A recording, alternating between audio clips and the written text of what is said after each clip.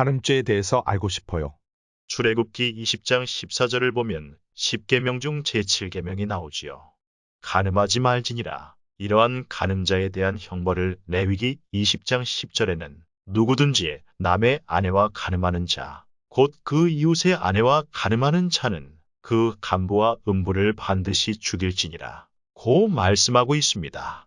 그 밖에도 여러 종류의 간음자에 대해 나열하고 있으며 그들을 반드시 죽여야 한다고 말합니다. 10계명은 하나님의 백성들이 지켜야 되는 가장 기본적인 율법을 기록한 것입니다. 그러므로 성도들은 간음죄를 범해서는 안 됩니다.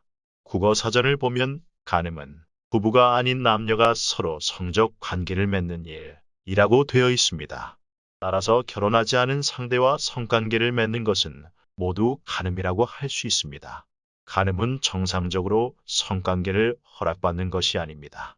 불법적인 것입니다. 결혼은 법적으로 성생활이 보장받은 것입니다. 하나님께서도 허락하셨습니다. 그러나 부부간의 성생활도 무절제에 빠지기 쉬우므로 엄격한 규칙을 정하여 절제하게 되면 많은 영적 유익을 얻을 수 있으며 빛의 열매를 풍성히 맺을 수 있습니다. 성 프랜시스의 제자 에디지오는 부부간의 무절제하고 음란한 성생활에 대하여 비유적으로 표현하기를 자기 집 술독에서는 과음하는 일이 없는가 라는 경계의 말씀을 하셨습니다. 대부분의 사람들은 간통만이 간음이라고 생각하는데 그렇지 않습니다. 국어사전을 보면 간통은 배우자가 있는 사람이 배우자 이외의 여성과 성적인 관계를 가지는 일이라고 기록되어 있습니다. 따라서 간음은 간통을 포함한 것이라는 사실을 알 수 있습니다. 흔히 사람들은 성적인 관계를 갖는 것을 정당화하기 위해 잘못된 이야기를 합니다. 우리는 서로 좋아하니까 괜찮아. 앞으로 우리 두 사람은 결혼할 것이니까 괜찮아. 결혼을 안 한 사람들인데 뭐 어때? 인생은 젊었을 때 즐겨야 해. 라고 합니다. 하나님의 자녀라면 이러한 이유를 대며 간음죄를 범해서는 안 될 것입니다. 때로는 강제로 성적 관계를 갖게 되는 경우도 있습니다. 어떤 사람은 술을 강제적으로 마시게 해서 강간했다고 합니다. 그러나 그럴 때도 자세히 살펴보면 조금이라도 잘못된 곳에 육체가 이끌려가서 당하게 되었다는 것을 알 수 있습니다. 그러므로 어두움이 있는 곳에는 발을 들여놓지 않는 것이 중요합니다. 여름에 바닷가로 피서를 간다든지 친구들과 술을 먹는다든지 함께 음란한 비디오나 영화를 본다든지 컴퓨터의 음란 사이트에 많이 접속을 한다든지 이런 것은 피해야 합니다. 자주 접하게 되면 원하던 원하지 않던 성적 관계를 갖게 되는 일이 생기기 쉽습니다. 그러므로 유혹에 빠질 수 있는 환경을 멀리하는 것이 좋습니다. 한번 이러한 일을 겪게 되면 결국은 탈선하게 되는 것을 많이 볼 수 있습니다. 저는 많은 분들과 상담을 하면서 교회 안에서 일어나고 있는 간음의 심각함을 실감할 수 있었습니다.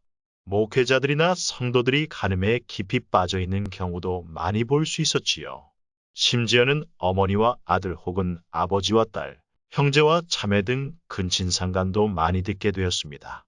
이러한 일이 생겼을 때 될 수 있는 한 그런 문제를 다른 사람들에게 말하지 않는 것이 좋아요. 물론 특별한 경우도 있어요. 도움을 줄 수 있는 분에게 얘기를 해서 해결되기도 하거든요. 그러나 대부분은 시간이 많이 지나가면 그때 말을 않고 지나가기를 잘했구나라고 생각될 때가 오게 됩니다. 나중에 부작용이 생겨서 후유증으로 고통당하는 경우를 많이 보았습니다. 또한 자녀들이 그런 것을 알지 못하게 해야 합니다. 영향을 받아요. 부모가 성적으로 난잡하게 살았다는 것을 자녀들이 알게 되면 마귀가 가만히 안 있어요. 끊고 버려야 할 때 우리 아빠 엄마도 그랬는데 라고 하면서 자포자기하게 됩니다. 그래서 죄의 수렁에 깊이 빠져버리는 일들이 생깁니다. 우연이라도 알게 되지 않도록 조심해야 된다는 것입니다. 그리고 어떤 사람들의 경우는 세상에 사는 동안 이러한 생활에 대한 형벌을 크게 받는 것을 볼 수 있습니다. 죄를 범했기 때문에 하나님께 징계를 받는 것이지요. 그러나 행한 대로 갚으시는 원리가 온전하게 적용되는 것은 심판대가 있는 영계에서입니다. 구약 성경에는 이 땅에 사는 동안 행한 대로 갚으시는 진리가 여러 곳에 나타나 있습니다. 죄를 범하면 즉시 죽여야 된다고 말씀하고 있지요. 실제로 죄를 지어서 즉시 죽임을 당한 사람들도 많이 있습니다. 다윗왕의 범죄도 즉시 형벌이 따랐잖아요. 또 어떤 경우는 몇 년 후나 몇십 년 후에 징벌을 당하는 것을 볼 수 있습니다. 요한복음 8장에 나와 있는 가늠한 여인은 여러 차례 죄를 범했는데도 즉시 죽임을 당하지 않았습니다. 벌써 죽었어야 되는데 죽지 않고 그 시간까지 살아있다가 예수님의 용서를 받고 해결되었지요. 이처럼 하나님의 계명이 있다 할지라도 즉시 현실화되지는 않은 모습들을 많이 발견할 수 있다는 것입니다. 그러나 신약 성경에는 하나님의 심판대에서 행한 대로 갚으시는 진리가 선명하게 드러나고 있습니다.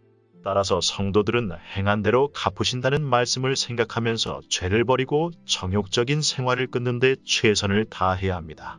이 세상에서 받든지 아니면 심판대가 있는 영계에서 받든지 하나님께 받을 엄중한 심판을 생각하면서 끊어야 합니다. 목숨을 걸고라도 끊고 버릴 각오를 해야 됩니다. 용단이 필요합니다. 단호하게 끊어야 해요. 쉽지는 않을 것입니다.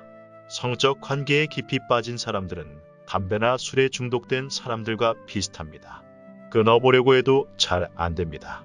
작심삼일이지요. 담배나 술을 끊으려고 하다가 하루 이틀만 지나가면 또다시 빠지게 되듯이 말입니다. 이처럼 성적 쾌락을 즐기기 시작하면 끊고 버리기가 매우 어렵다는 것입니다. 큰 징계를 받을 때까지는 안 고쳐집니다. 실제적으로 쾌락을 경험하기 때문에 미혹을 잘 받습니다. 끊어버리는 아픔이 매우 커요. 그래서 대부분 또 빠지고 또 빠지고 그러죠. 이러한 행실은 영적으로 큰 손해가 된다는 것을 깨닫고 하나님께 간절히 매달리면서 끊고 버리기 위한 피나는 노력을 해야 합니다. 그렇게 할 때 하나님의 도우심을 체험할 수 있습니다.